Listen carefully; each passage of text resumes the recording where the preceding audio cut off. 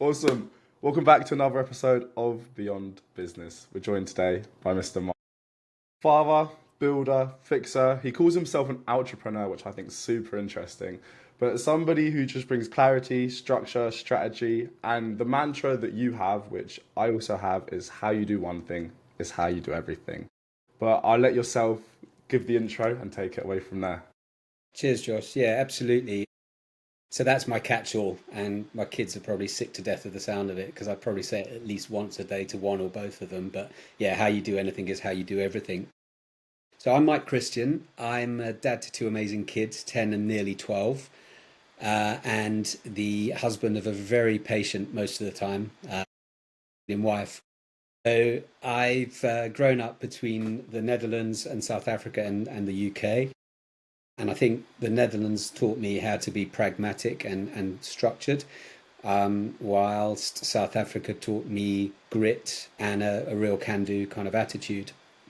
And as you say, yeah, I call myself an entrepreneur, and I'll come on to that in a minute. But what I do is I build, buy, and I fix businesses, small businesses. So founder, started small, sort of up to 20, 30 people, that kind of thing.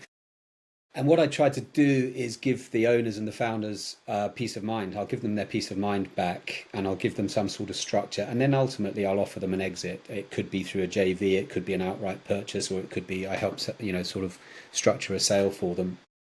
So yeah, the entrepreneur is an interesting thing. Obviously, everyone knows what an entrepreneur is, and I'm sure you're familiar with the term intrapreneur. And from our preamble earlier, it sounds Hmm. like that's what you were when you had a proper job, so to speak, right?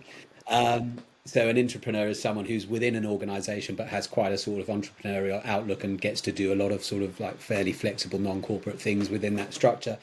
An entrepreneur, I kind of describe it as parachuting into an existing business and having a look at what it can benefit from, which levers can I pull to give greater clarity, greater freedom of time, greater freedom of cash flow, etc., for the founder and the people that work with him. So yeah, that's me.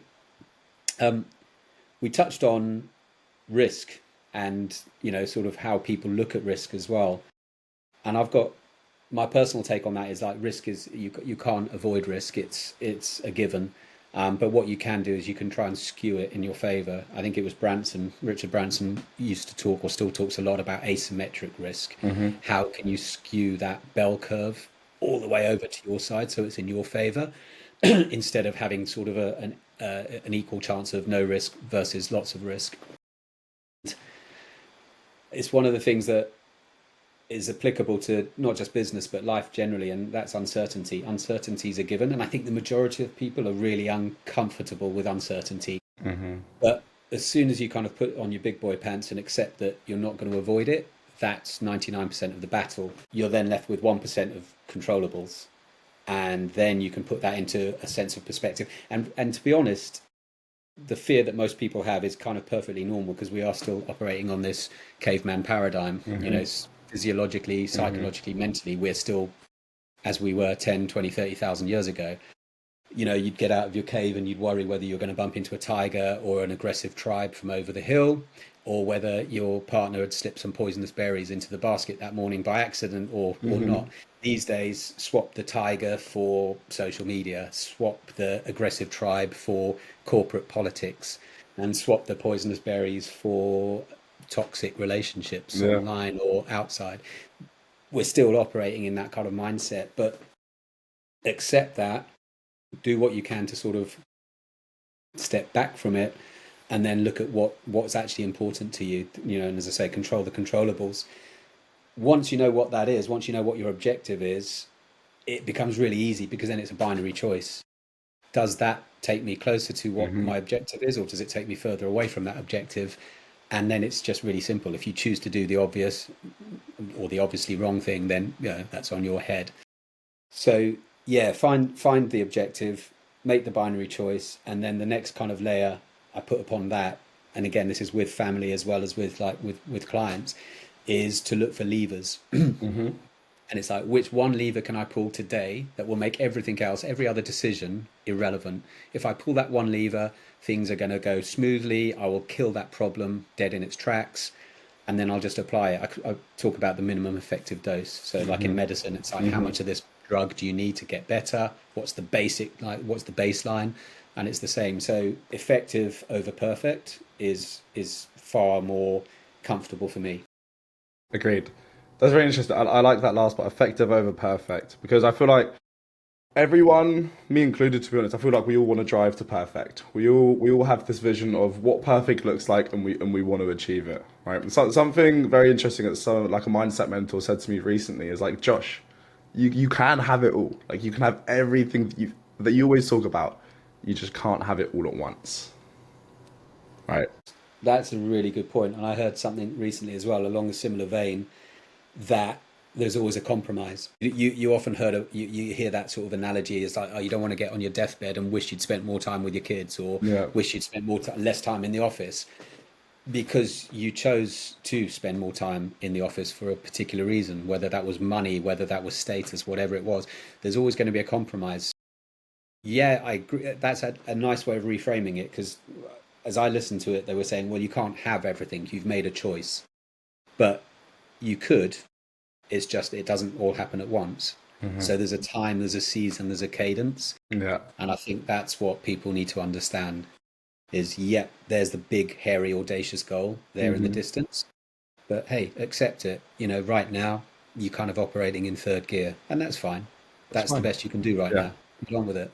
I like that you've mentioned third gear because I have an analogy or like I know it sounds like a metaphor that I actually taught my dad, and when I taught this to my dad, he has got so much more done in his life than he probably has in the last 5 years. Love that. So I'll call it the drag strip analogy. It was more of like a pit stop analogy, but I'll go for it in a second. But I want to touch on one thing more. It's because I do agree that we need to be effective, but what I've seen personally from what most of the world struggles from is actually getting into that aspect of making movement, pulling levers, taking action. Everyone struggles to get that. I recently watched this by Earl Nightingale or something like that, right? And how there's 100 people, 100 men, right, at the age of 25, only five of them will achieve what they want to achieve, which is crazy. Which shows that okay, the problem isn't is actually going out and achieving it. The problem is starting, right? And it comes back to with the hunter gatherers, the lions, the tigers, the berries. It's the brain is wired for safety, right? The brain is wired to take the safest route, the most comfortable route, the easiest route, which is why 50% of people don't achieve what they want to achieve. But then it comes back into uncertainty, right? Because uncertainty is what stops people from pulling the trigger, or what stops people from taking that next step to actually becoming who they want to become. I guess on that decision alone, because you describe it as a meta skill. I guess for you, maybe personally, like when did you face uncertainty where it forced you to actually take that next step or just stay where you are? Really good example is when we're going to go way back when now, and I can actually say this in the last century because that's how old I am. When I graduated, so I studied over here in the UK, studied geology down at the University of Bristol, and I had a choice. So, of a class of 40 in our graduate year, there was myself and one other guy who went on to actually do geology. The rest went into the city. They went and did insurance. They did this, they did that. It was just like, I've gone to a good university. Here's my springboard. And I had the opportunity to jump back on a plane and go down to South Africa and find a job in hard mining. Are we talking Cape Town, Johannesburg, whereabouts? So initially, it was into Johannesburg because that's the heart of the mining country. Ironically, after a couple of years there, where I didn't work as a geologist, I actually worked as a gym instructor. I got a job down in Cape Town for a mining company, and then spent the next few years up and down the west coast doing Cool, offshore diamond mining. cool.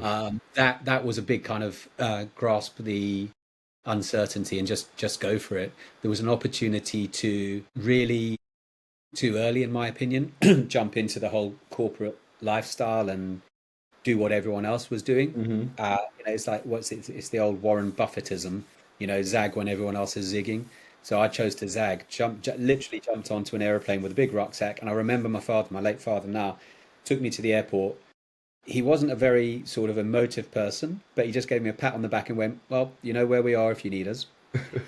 and climbed onto a plane and came home, sort of 3, 4, 5 years later.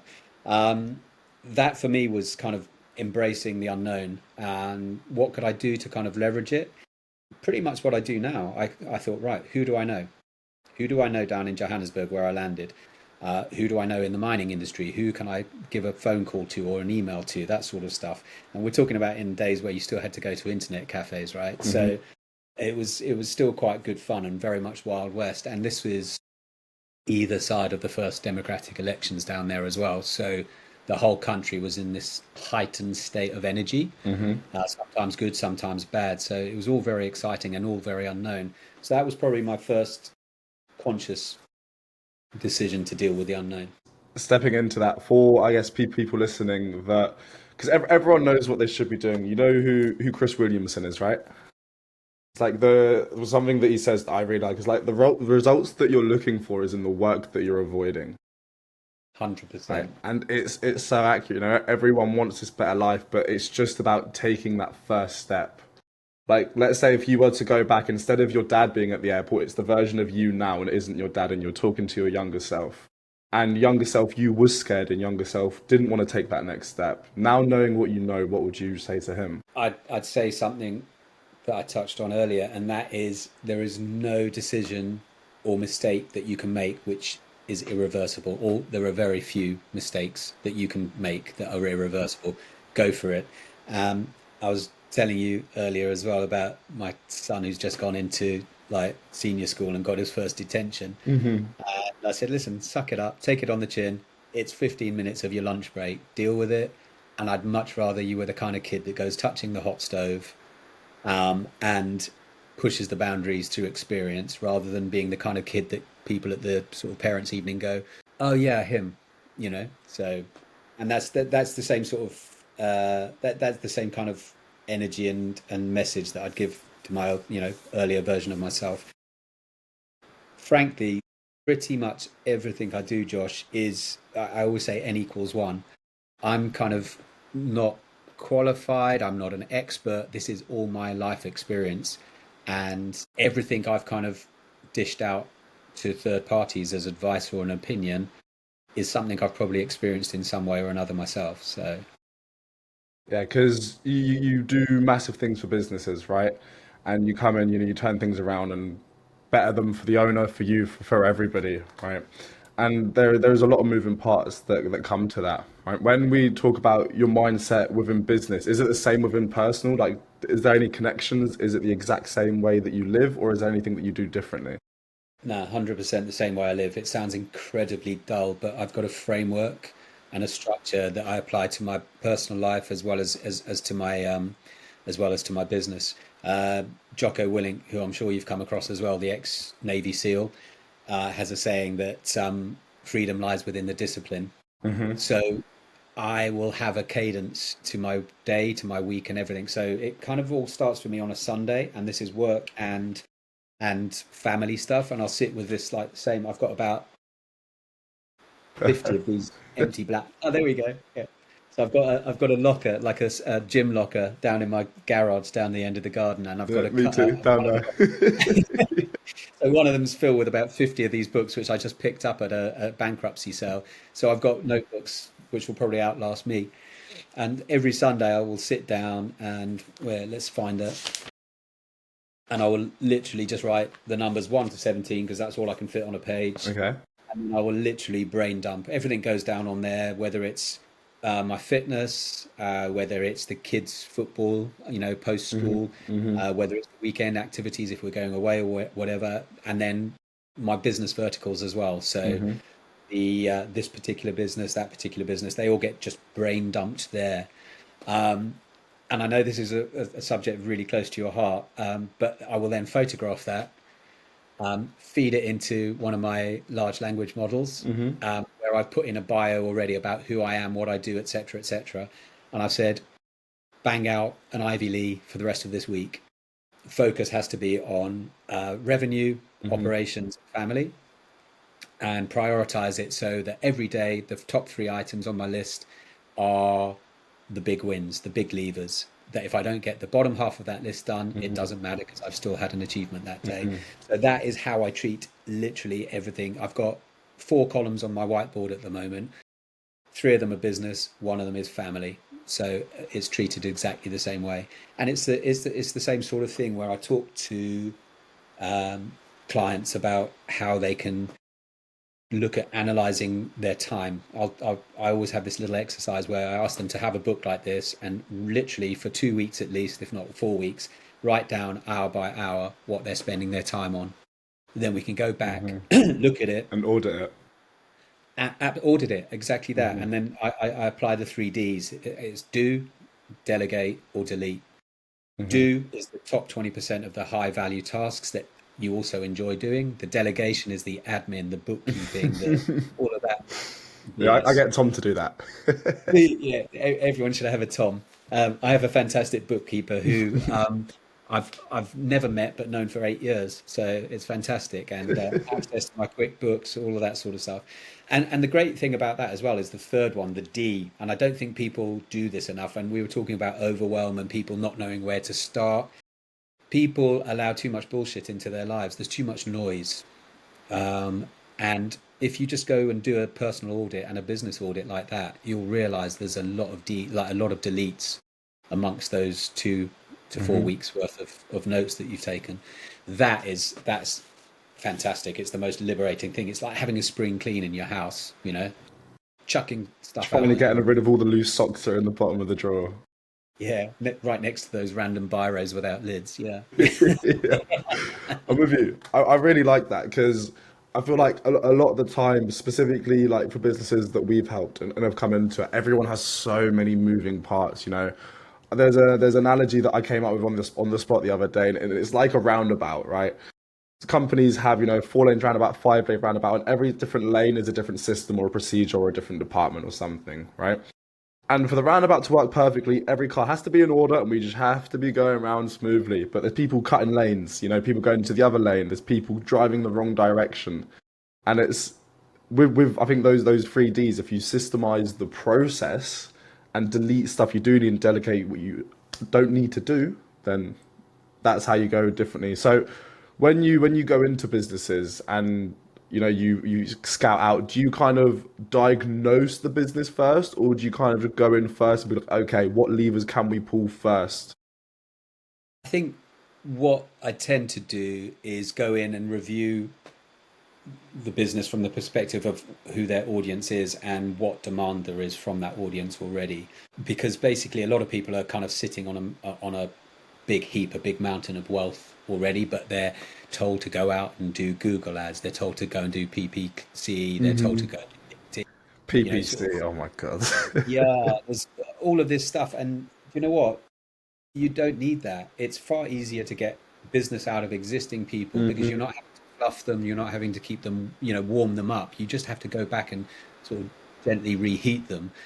So that's kind of the first thing. And I always say to them as well, it's simple rather than clever. So your 5 lane analogy is fantastic. People are suckers for a new model, particularly entrepreneurs, particularly founders. Like, oh well, Yeah. Alex Homosi told me to Yeah. do this. Yeah. Hey, he told you that, so you go and buy his new book, and I'm sure it's very good, and he's much more successful than I am. Please, however, you are not Alex Homosi.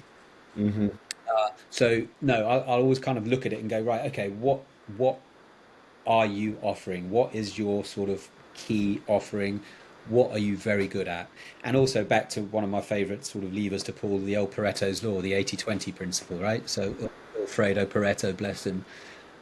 You'll look at it and you will find that, so the original story is that he did an analysis of the Italian population and 80% of the wealth lay in 20% of the family's hands. And then he went, okay, let's look at it elsewhere. And he looked at wine production. 20% of the vines on a farm would produce 80% of the wine production. So he found this metric, and it could be 70, 30, 10, 90, whatever, but it's there or thereabouts. So if you go into a business and look at what the 20% of services or products are producing 90, 80, 90% of the revenue, double down on that.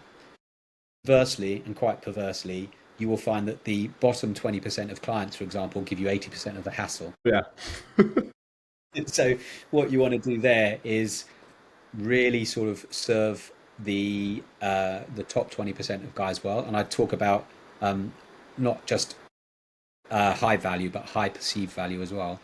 A high perceived value could be doing a report which takes you 5 minutes because you've got all the moving parts and you just assemble it and personalize it to that top 20%. You can also then treat them in a very ethical, nice way, but like the frogs in the pan, and you can slightly turn up the heat because they're your most loyal customers.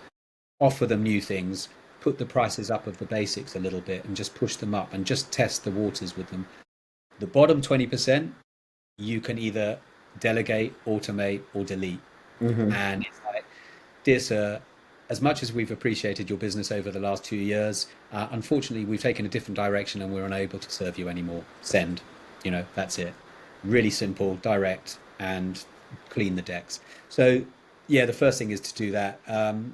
Once you've identified those kind of things, you then fix the people and the processes. And by fixing the people, I don't mean they're the fault, but very often Fixing the processes. and then letting the people slot into those processes quite naturally. I went to see an entrepreneur. We met at a wedding, got chatting, and I was like, Jesus, you are the most entrepreneurial person I have ever met. Blown away.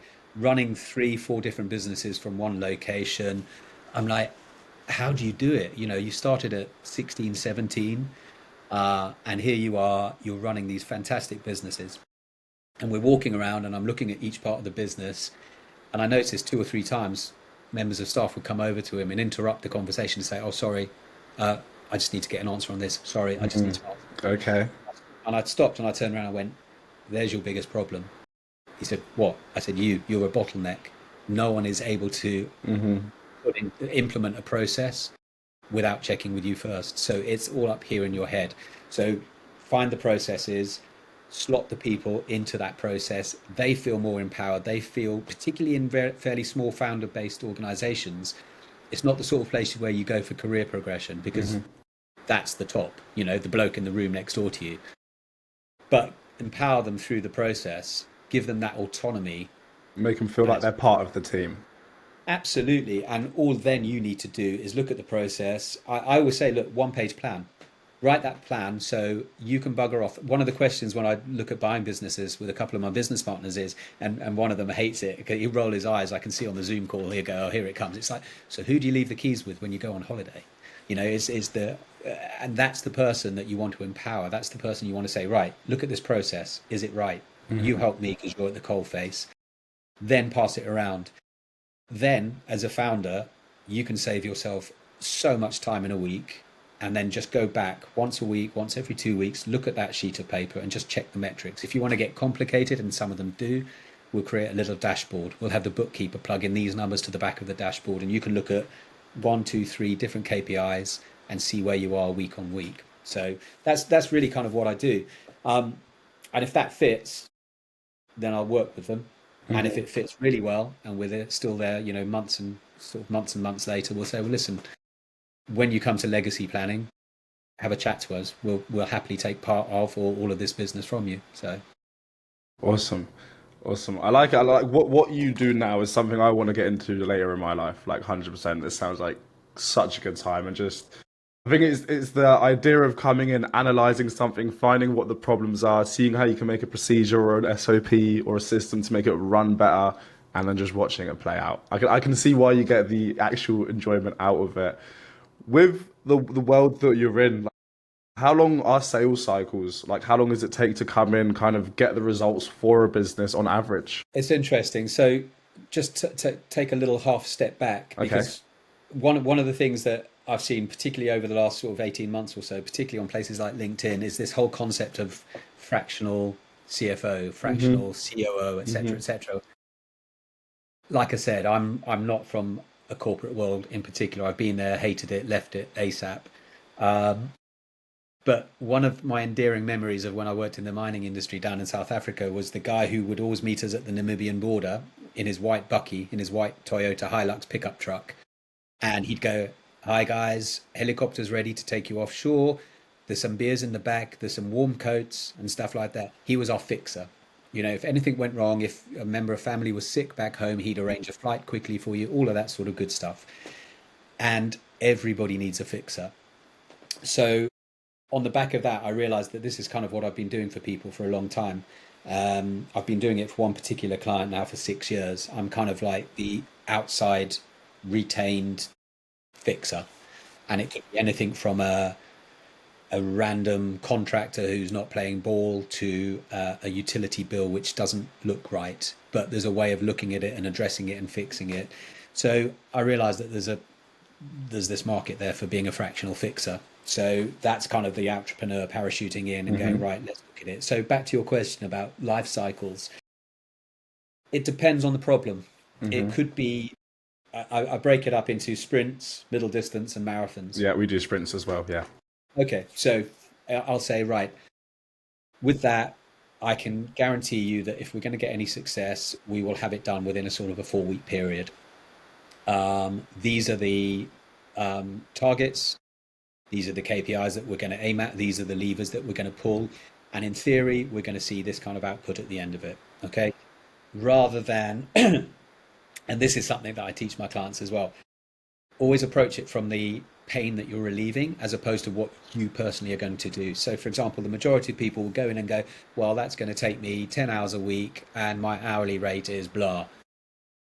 Instead, go in and go, I can see that you have got a massive problem with your deal flow on this particular vertical.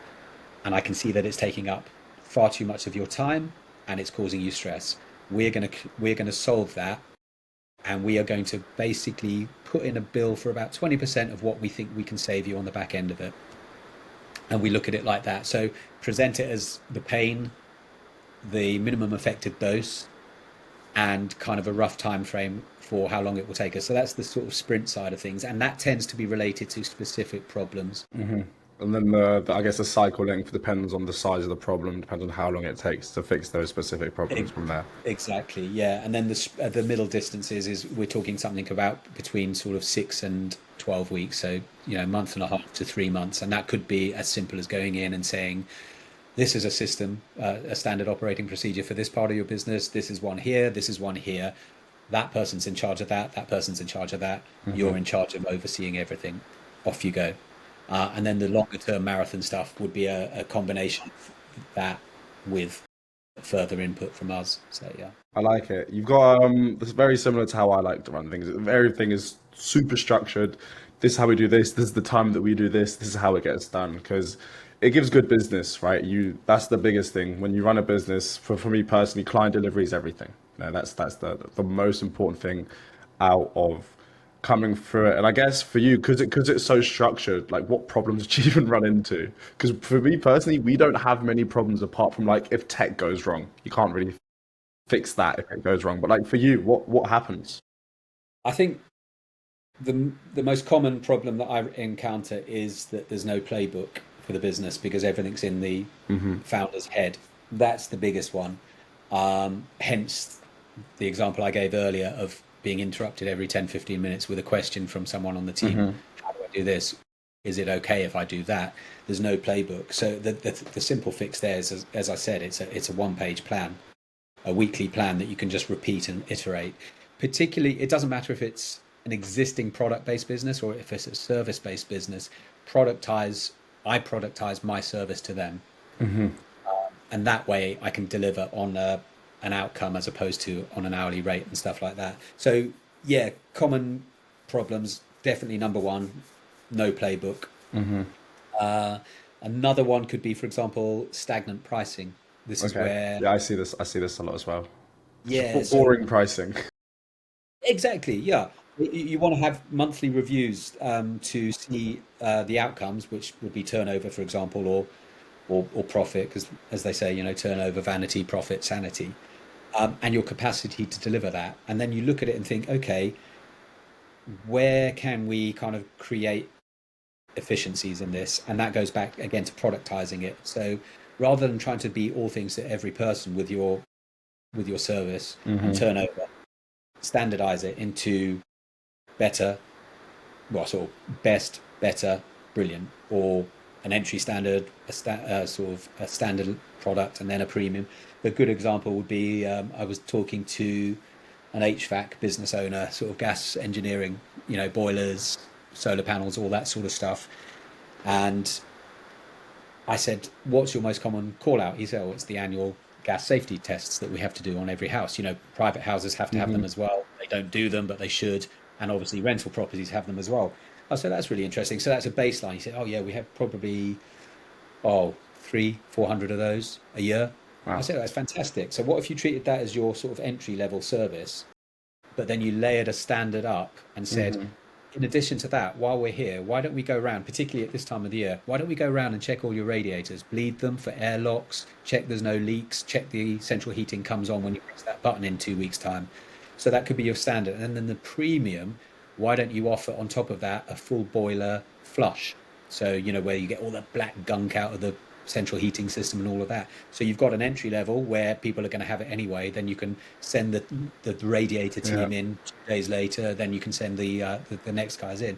So that's another one. Is just like being a wee bit more dynamic on the pricing rather than going, "Oh yeah, we fix boilers, Yeah. great." So do 12 other companies in Yeah. on my Google search. And I think the final and probably the most important one, it's certainly really important for me and why I do what I do. It's time. It's talking about time and tasks as opposed to results and outcomes. Hmm. And founders in particular are really poor on this because they'll be grafting away for 15, 18 hours a day. And effectively, they've just tied themselves to a really poorly paid job Hmm. instead of looking at what the Yeah. outcome should be and This, how this they is can why actually. I say this all the time to people. If you're not delegating, then you've essentially you just got another 9 to 5 that you put yourself in, right? If you don't 100%. have different levers you can pull within your own business, then you're essentially just working another 9 to 5. You're not, I like to call it a glorified freelancer. That's what I like to call it. 100%. And I've been there. I've got the t-shirt. I've Yeah, been a glorified yeah, freelancer me and too. it's horrible. Really soul 18-hour destroying. days, notes, to-do lists, stacks up like that. But yeah, I know what it's like. But got one more question for you before we jump off because we are coming up to the end of our slot. Oh, we are, yeah. So, with every single founder that's listening, right, that runs their own business, what is, I guess, the biggest core mindset or principle, but specifically about clarity or scale, that would make them carry their business forward better? I think there's two, but they kind of flow into one another. And the first one is simple over clever. Hmm. So back to your analogy of the 5 lane traffic circle roundabout. Yeah. Um, Forget it. Just think of good old fashioned American 4-way stop street. Okay. And it's not quite binary, but you know what I mean. So simple over clever. Have SOPs which are simple and effective over flash. And from that, you will create headspace. So the second stage of it is headspace first, giving yourself that time to think and breathe, literally as a founder, because everything else is downstream from thinking. You mentioned Earl Nightingale earlier. One of his most famous students is Bob Proctor, who I Hmm. absolutely Oh, love. yeah, I know Bob Proctor. Yeah. Okay, so he has a lovely saying which I roll out frequently as well, is 2% think, 3% think they think, 95% would rather die than think. And the majority of people, it's not a class thing, it's not an education thing. 95% of people just don't want to think. Giving yourself that headspace is the most important thing. I try, not always successfully, but I try to give myself at least 20 to 30 minutes just free time a day where I just do nothing. Hmm. I'll just sit back in my chair or sit down on the couch and just let the dust settle. Just let the brain do its thing. 100%.